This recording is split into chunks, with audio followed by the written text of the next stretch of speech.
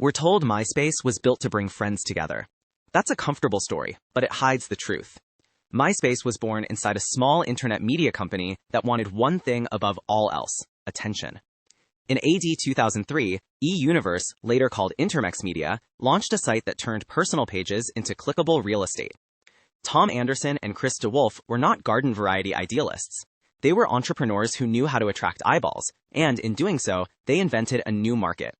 The early product was messy and fast, a patchwork of HTML and user tweaks, but it did something clean and powerful. It let people curate identities and broadcast them.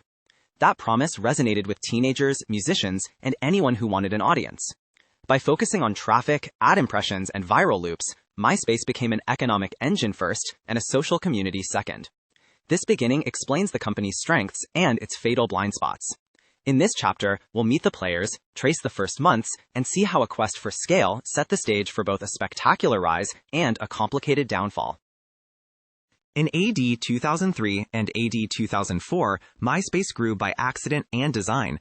Profiles were custom HTML canvases where users pasted animated GIFs, auto-playing music, and streaming widgets. What looks chaotic today was a radical freedom then. Musicians discovered a direct pipeline to fans, and the platform became a discovery engine for the indie scene. Bands uploaded songs, fans made mixes, and a new kind of micro-celebrity emerged. That creative energy drove explosive organic growth. MySpace's architecture prioritized personalization over standardized UI, and that made every page feel like a tiny billboard. At the same time, the openness invited problems: spam, security holes, slow load times, and inconsistent design. But early adopters embraced the mess because it allowed identity experiments mainstream platforms later forbade. By AD 2005, MySpace had tens of millions of users and cultural momentum. The site became synonymous with the mid-2000s internet music scene, and the platform's music player feature changed how unsigned artists reached listeners. This chapter explores how product permissiveness became both a cultural superpower and a technical liability, setting up a tension MySpace would struggle with for years. In AD 2005, a headline changed everything. News Corporation bought MySpace for $580 million. On paper, it was a victory lap for the founders, and for traditional media, it was a bet on digital youth culture. The acquisition accelerated growth. MySpace became the most visited social networking site in the United States by AD 2006. Millions of profiles multiplied into a sprawling social graph where bands, bloggers, and brands collided. For a moment, MySpace seemed untouchable. The platform's ad model was simple, and traffic translated into steady revenue. But the very traits that made MySpace magnetic, customization, openness, and raw community energy, also made it hard to scale cleanly. Technical debt mounted as millions of custom pages strained servers. Moderation and brand safety became headaches for advertisers. The company's identity shifted under News Corp, a profit-seeking arm of a legacy publisher, trying to impose order on a wildly creative ecosystem.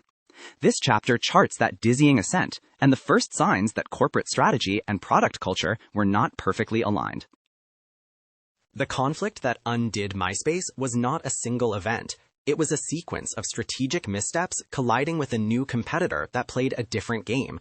Facebook, founded earlier but focused on clean design and real identities, began to pull away in AD 2006 and AD 2007. Where MySpace celebrated chaos, Facebook standardized profiles and prioritized trust and university networks. Advertisers liked the result: safer inventory and clearer metrics.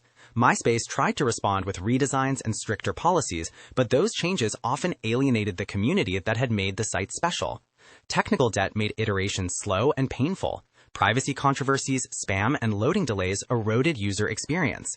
Meanwhile, News Corp's focus on monetization sometimes clashed with product priorities. Users began to migrate. Entire cohorts found a cleaner social rhythm elsewhere. By AD 2008, MySpace had lost momentum and began a long downward slope in active users and cultural relevance. This chapter unpacks how a brilliant early product lost its tactical edge when the market rewarded different values. After years of decline, MySpace tried to reinvent itself. In AD 2011, News Corp sold the site to Specific Media and entertainer Justin Timberlake for $35 million. The new owners pitched a return to music, culture, and entertainment, the roots that originally set MySpace apart.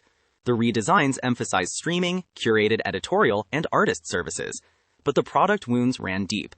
Developers faced legacy databases, fragmented content, and a user base that had already established habits elsewhere. Competing with platforms that owned social graphs and mobile-first experiences required resources MySpace no longer had in abundance. The relaunch generated buzz, and for a time it reclaimed parts of the music conversation, but it did not reverse the fundamental decline in active users.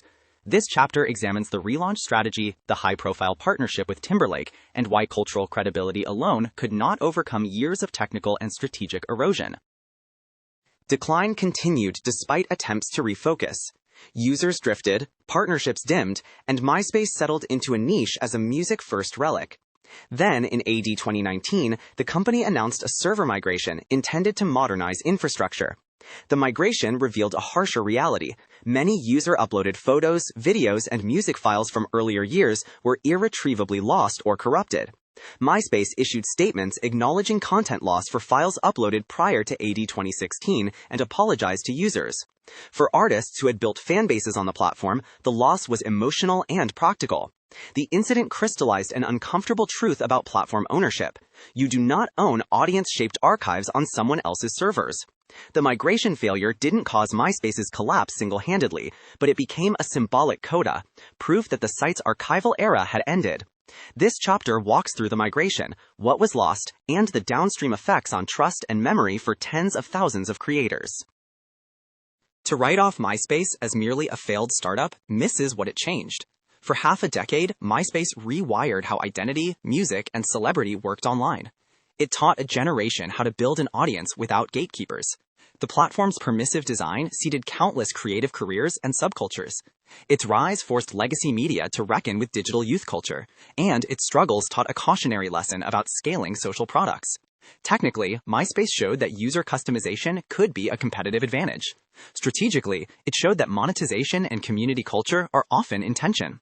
Social platforms that followed learned both lessons. Some embraced control and simplicity, others tried to replicate MySpace's creative freedom in safer ways. This chapter explores the platform's influence on music discovery, influencer culture, and the architecture of modern social networks. It also considers the human stories, bands who broke out, teenage pages that defined stylistic eras, and the millions who once curated public selves there. MySpace's final lesson is a practical one for founders and a philosophical one for users. First, prioritize sustainable architecture and product clarity over short-term growth that ignores technical limits. MySpace scaled fast, but the cost of technical debt became visible when the platform tried to evolve. Second, understand that culture is fragile. Changes meant to optimize revenue can destroy the very community that creates value. Third, ownership matters. Creators need ways to archive and export their work because platforms can and do change hands. On a deeper level, MySpace taught us that innovation often looks messy, and that the messy stage is where cultural ferment happens. The question for modern builders is how to allow creative chaos while preserving trust, performance, and long-term value. MySpace vanished as a mainstream force, but its DNA survives in playlists, influencer culture, and the idea that anyone can build an audience. In the end, MySpace is less a tragic failure than a complicated case study, part miracle, part cautionary tale, and its story still matters for anyone building social products today. I hope this deep dive gave you a new perspective on the strategies and the relentless mindset behind these global icons. If you enjoy deconstructing business empires and tech legends in this tech archive style, make sure to hit that subscribe button and turn on all notifications. That way, you will never miss a new blueprint of history. For those of you ready to explore more boardroom coups and technological breakthroughs, I have handpicked 2 videos for you right here on the screen. Click one to keep watching. I will see you in the next one. Thanks for watching.